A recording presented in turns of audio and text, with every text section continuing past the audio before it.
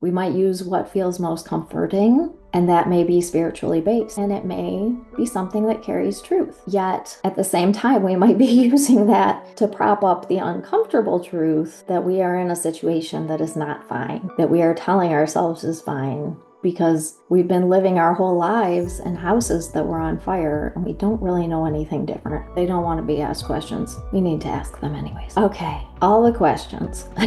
Like, for one, does this even make any sense? None of it is new. Although I would guess there has probably never been so many people channeling archangels for profit. That's a fun one.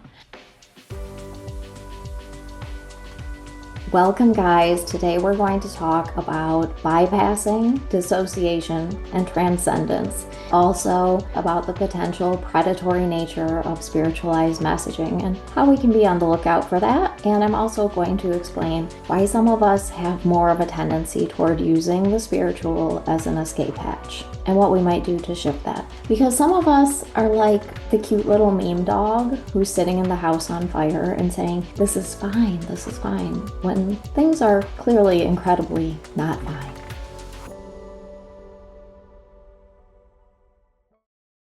This is going to be relevant to collective issues and personal ones. And I know that you're going to want to send this video to all your friends and family who are avoiding awareness and calling it spiritual. But no, I'm kidding. Don't do that. This is just for us as individuals to find balance as we walk between the worlds of shadow and light, as we all have to, and perhaps as we navigate our own tendencies and questioning, am I doing enough? Why do I act like this? If something is activating a response in us in the moment, if it's on the news or right in our face, the intensity and ability to separate from it is obviously different. But still, how we respond to life in general is shaped by how our nervous systems developed from our earliest days and how they organized around our life experiences. How empowered or hopeful we feel in the present is often based on our past experiences and how safe and supported we felt from our very earliest days. What potential solutions we gravitate towards as we see challenges, that is also based on conditioning. Were we indoctrinated with learned helplessness and spiritual bypassing, or on the other hand, power struggles and violence? These are extremes that are present in the collective consciousness, and they don't work, and they just perpetuate the same old loops of human behavior that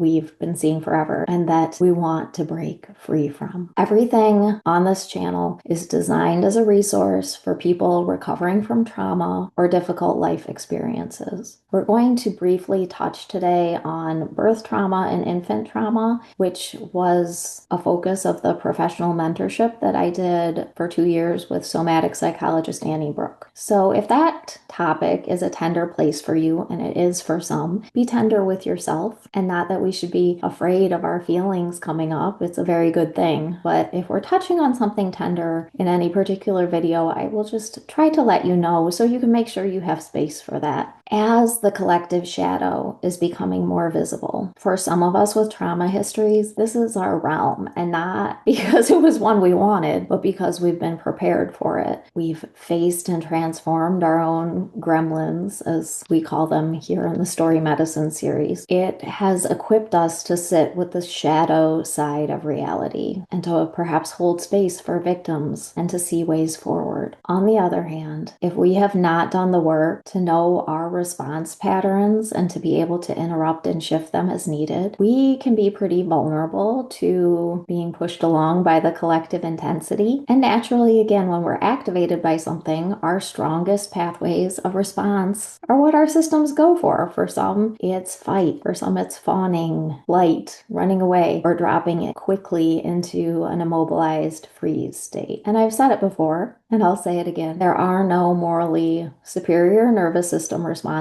Whether your system fights back and gets loud or gets spacey and shuts down, it's all based on your biological wiring, which is based on your genetics, ancestry, and early experiences. It's just about recognizing what you tend to do, how it feels, and realizing you can learn to pause and shift what's not helpful in present time. Dissociation is one of those things that many trauma survivors have a strong tendency toward. And when we aren't aware of what's happening, especially, it can make life really confusing and difficult. Dissociation itself can show up with a spiritual component, which can make it even more confusing. I'm planning to do a video just on that coming up soon. For now, know that dissociation is likely stronger for those who have had very overwhelming experiences in their earliest days. When we're in our pre-verbal stage, around 0 to 3, we're completely dependent on others for care, right? We can't fight, we can't flee, we can cry, we can't really say what we need, so we're dependent on somebody else to figure it out. We don't have any frame of reference to explain what's happening to us and why our needs aren't being met and why we're having these intense feelings. There's no cognitive ability for that. Therefore, when our little systems become overwhelmed, there's not a lot of options for coping. My teacher Annie has a word for this or a phrase that I don't think many other people use, so I will credit her for this. It's called need shock. So when our needs are not met as little ones, we go into this shock state. At that point, our body slows down, numbs the system to pain, and it's like we're no longer fully there. So as far as the spiritual component goes, this could be in line with what we've heard about the near-death experiences where the soul is on the ceiling watching or going through a tunnel to be with the angels. It may not be that extreme, or it may be that extreme, but when something happens that's very intense and shocking very early, perhaps over and over again, perhaps some etheric template with our soul and body is kind of loosened, or the veil is thinner. Who knows? But people who have had these early experiences that involved shock and dissociation and needing to not be fully in the body because it's too overwhelming, unless it was healed with some very attentive and aware parenting or therapy, we're likely going to be ones who slip into dissociation quicker and more intensely than someone who did not have those early experiences. There can also be a sense of fragmentation where it's like pieces of your psyche are floating off in the universe. And know that none of this has to be anyone's fault. It can happen with traumatic birth or a NICU experience or a health crisis. I personally actually had all of that, and it did set me up with fragmentation and a very strong dissociation pattern that felt existential, meaning that when intensity in my system was activated, it could make very normal things in my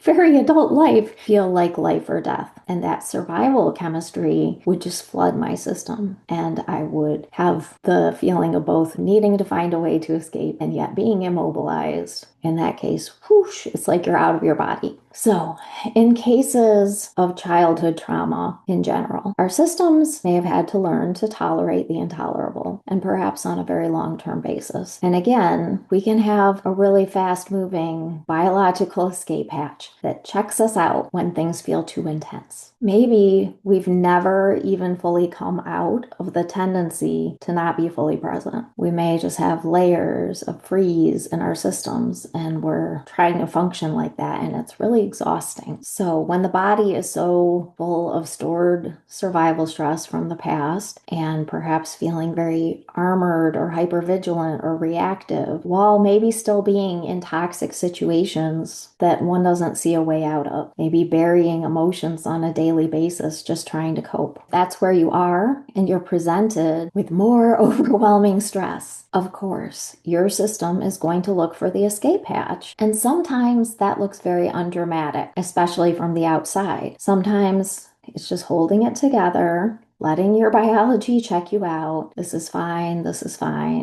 as everything burns around you. And maybe that's the coping strategy that kept you alive your whole life when you didn't have the power to remove yourself from the situation. In this state, the cognitive piece can still be really active and maybe using thoughts to hold it all together. We might use what feels most comforting, and that may be spiritually based. It can be something we very well do believe, and it may be something that carries truth. Yet, at the same time, we might be using that to prop up the uncomfortable truth that we are in a situation that is not fine, that we are telling ourselves is fine, because we've been living our whole lives in houses that were on fire and we don't really know anything different. We could look at someone's response that appears that way from the outside and say they're spiritually bypassing, because we hear them say things maybe like, well, it's all a lesson. I'm just waiting on the universe. And from an outside perspective, it looks like, well, learn the lesson. Get out of the situation, right? It's so easy to judge someone from the outside. But in this instance, it's more of a biological bypass, even though there's thought involved and there's spiritual thinking in there. They just don't have the capacity to do anything else right now. Their system is maxed out and they can't mobilize themselves. That can absolutely change.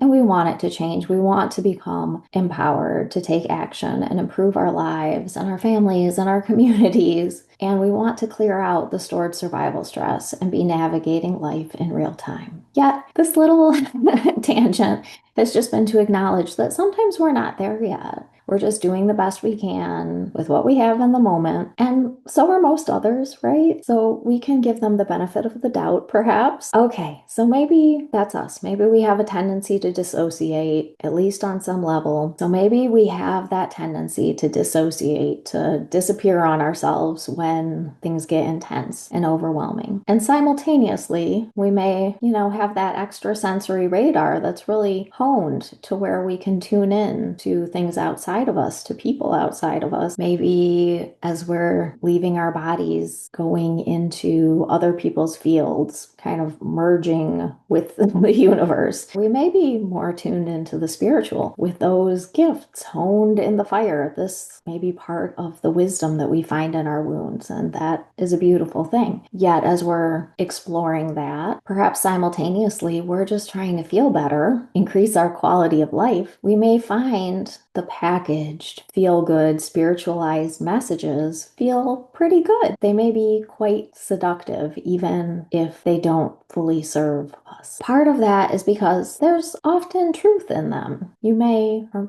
may not agree with that, and that is fine. Yet, it's also true that the spiritual predators have always preyed on traumatized people. And of course, it's not because, we're stupid in some way that we fall for it, but having our little psyches fragmented and our energy fields full of holes, and we've been perhaps deprived of proper love, safety, and belonging, of course, we're vulnerable until we address those things. And a big part of addressing those things is getting fully back into our bodies. And we see people, whether they be predators or well-meaning someone else, they are regurgitating things into the collective that keep us bypassing the body. It's like that messaging can be interrupting what we need to really make progress and maybe keeping us open to more trauma and energetic interference and being stuck. One thing that is particularly popular recently capitalizes on our tendency to want to escape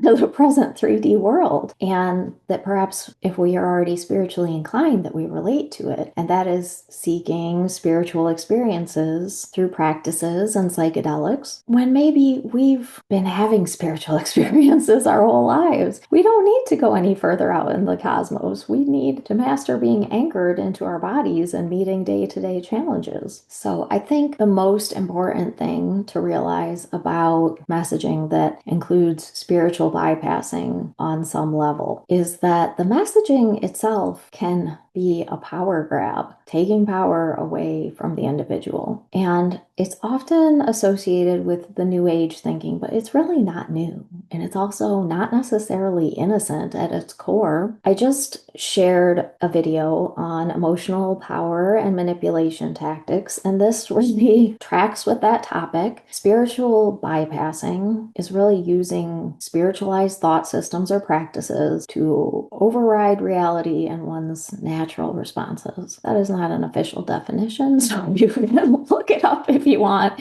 but that is how I see it. Your body is your soul's vehicle to navigate reality. and it's always providing you feedback on what's happening, and it's mobilizing you to react. It also contains an integrated compass to point you in the right direction. If someone can hijack that embodied connection, get someone to shift their perception of reality and to question their natural reactions, including conscience and logic, it's a recipe for controlling people and making them compliant. And that's a tool as old as religion itself. It's not new, but we're in kind of a bizarre space right now, right? Where religion, cults, they're kind of losing their grip, and people are wanting to have a more individual experience of spirituality. But then we have this regurgitated, commercialized, packaged spirituality, kind of like, hey, dropping in to fill the empty spot. And especially in people who don't yet feel comfortable without the security blanket of someone else telling them things like what's going to happen and how to be okay, what to do. And that is very alive on social media and probably other places too. I don't think most of these people who are out there saying these things want to control everyone or anyone. They just want to have a business. But there's an awful lot who are teaching concepts that are just in sound bites, and they really haven't integrated it or embodied it themselves. Sometimes, like, they don't even know enough about what they're teaching to write the content, right? Like, AI does it for them. That's the weird reality that we live in. Or they're taking their personal experiences and telling everyone else, this is how it works, do what I did, and you'll have the same result. People have always done that, but when they overlay a spiritual coding on it, it gives the illusion of them being an authority in ways they would not have otherwise. We all teach best from experience, and that's valuable. But when there's no nuance, no deep study, no earned wisdom, and that spiritualized sugarcoat claiming false authority, it becomes a different beast. We can all kind of end up open to that if we're just scrolling, looking for a distraction, something to make us feel better. And our algorithm has been trained to it because we like the spiritual things. We can end up bombarded with content that claims spiritual authority while reinforcing our poor little traumatized tendency to tolerate the intolerable, to bypass the body, and to bypass taking action. So whether that be stay high vibe, or it's all part of the plan, just wait, or this toxic relationship is a mirror for you. All of these things, none of it is new. Although I would guess there has probably never been so many people channeling archangels for profit. That's a fun one. Okay, I'm having too much fun with this, but spiritualized disempowerment and capitalizing on positioning oneself as a spiritual authority is ancient.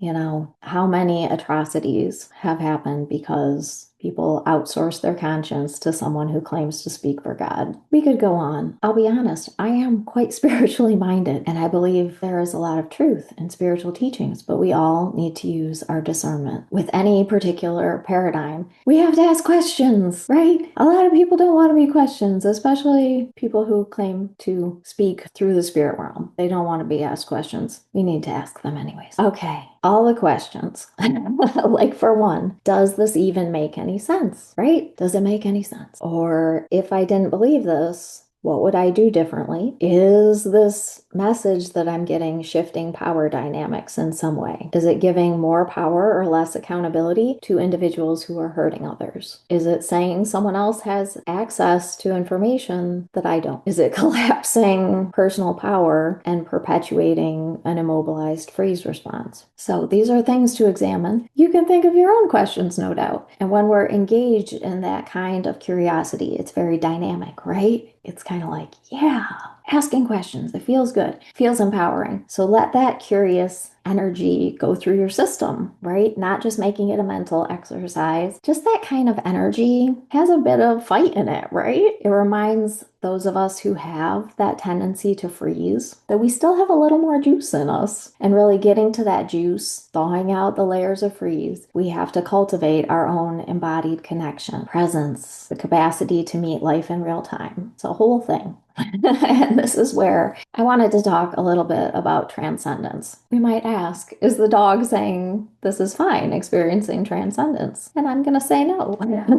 Although if we're there, we might feel like we are. But really, transcendence shows us a broader view of reality, but it doesn't deny reality exists. We don't need to leave our body behind to feel our place in the cosmology, to realize we are a part of something greater. And I would argue that we feel that more when we are fully anchored into our bodies. It's really through our felt sense that we experience things like connection, awe, and that divine unconditional love. It's also where we access our mobilizing power to take action and protect what is precious, which is also very sacred. This is where we're supposed to be, in our bodies. We're not souls floating around in space. We're here to feel and to do things, to learn, to evolve, to be part of this time in history, bringing spirit into form. That's the job. It's different for everyone. Might not be something that is obvious to the outside world, but we're all supposed to be here embodied. And when you've done your integrative mind, body, soul healing process, and you have that truly regulated nervous system that's not always calm, but it's coherent and it's responding to life as it comes and processing things in the moment, a funny thing happens that in some ways is transcendent. That coherent signal of your nervous system and your energetic field seems to get stronger. And it's no wonder, because when we're traumatized, a lot of times people are pulling us into their lack of coherence, right? We're feeling it. We're getting those empath heart ouchies and maybe panic and needing to do something to control the energy of the room. But when you have those fragmented pieces anchored back in and your energetic field is really shored up, you become less permeable. And maybe you become the one who can shift the coherence of the room in a good way. And not always, because we all have our ups and downs, and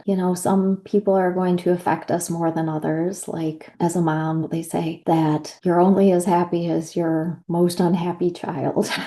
You're still gonna sometimes feel the empath heart ouchies, but you're going to still be able to hold your own energy and your own coherence much more effectively. The more you deal with your stuff and you process life in real time, the more you're equipped to show up ready to anchor that divine unconditional love for the people around you. And you'll be able to observe reality and hold space for what needs attention without being sucked in and losing all your coherence and having the juice drained out of you. That really is embodied transcendence. It is a beautiful skill to have during these times of collective difficulty. So I'd love to offer you that to hold as a possibility. Also realize none of us can be present all the time. We all have to walk between worlds of shadow and light. If we never go into the shadows, they rule us from the subconscious. So that is not something we want to bypass. We also will not find a path through by judging others' reactions, and no one judges louder than someone who is trying to drown out their own shadow. We each have to go inward. So thanks for being here for it. If you need further support, there are resources on my website, including the free Emotional Alchemy ebook. It is simple practices to give you a good foundation for deeper work. I hope you'll also subscribe and follow along for more resources, including the Story Medicine series, which uses one of the world's most ancient technologies, archetypal storytelling. I think you'll love it. So I appreciate your presence, and I will see you in the next video.